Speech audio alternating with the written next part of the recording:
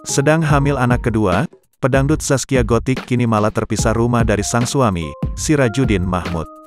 Ibu Arsila Bungalia Sirkiani itu menjalani ibadah bulan suci Ramadan tidak di rumah sendiri. Zaskia Gotik memilih pulang ke rumah orang tuanya di Cikarang, Bekasi, Jawa Barat. Dia mengaku bahwa bulan puasa ini ingin berkumpul dengan keluarga sehingga membuatnya harus berpisah dengan sang suami. Tak hanya itu, di bulan puasa ini juga Zaskia tidak mengambil pekerjaan lantaran kini ia tengah hamil muda.